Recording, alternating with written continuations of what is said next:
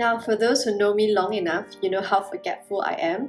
I forget where I leave my phone. I come out of my house only to realize I forget to bring my wallet.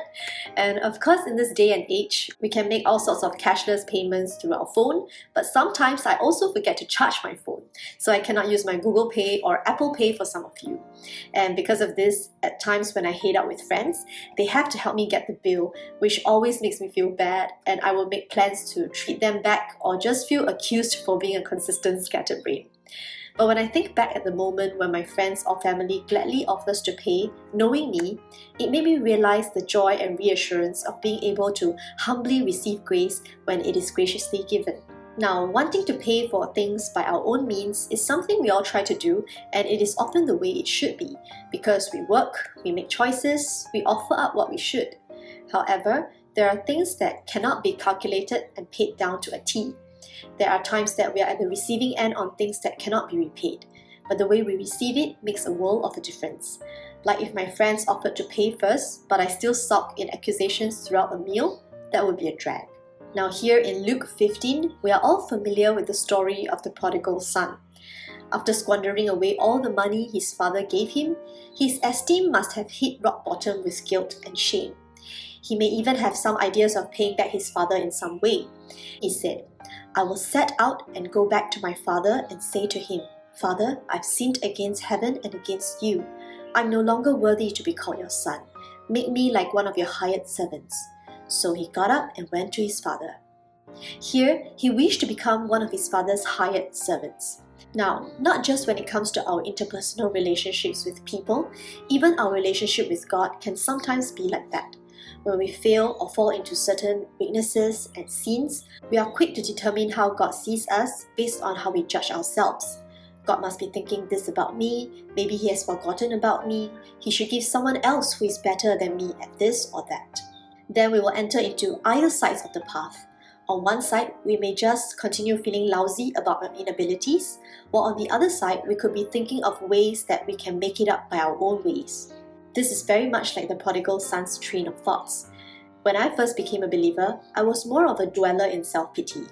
Then as time went by, I flipped over to the side of finding methods or solutions to become better, like scheduling, time management, putting on a facade.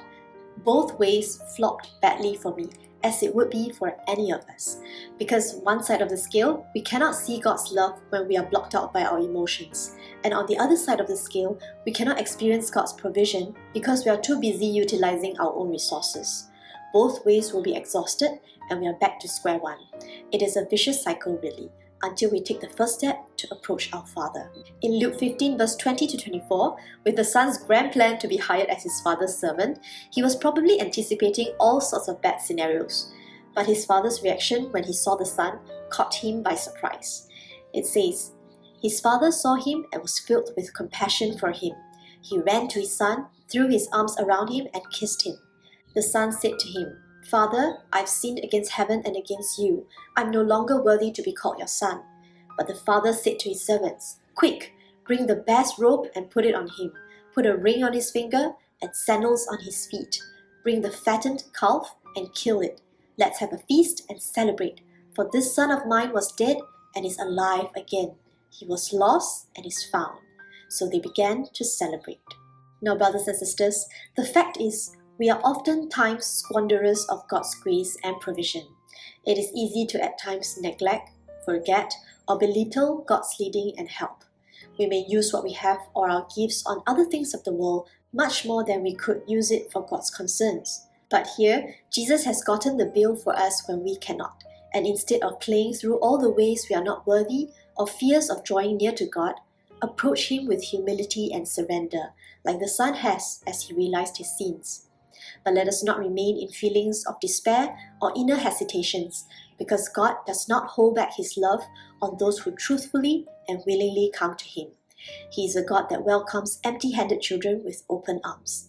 So as we hear and is reminded of this encouraging and touching story, let us pray to enter the blessed cycle of becoming cheerful discoverers, receivers, and givers of God's love. We are empty-handed, but not forsaken by our ever-present provider. God bless.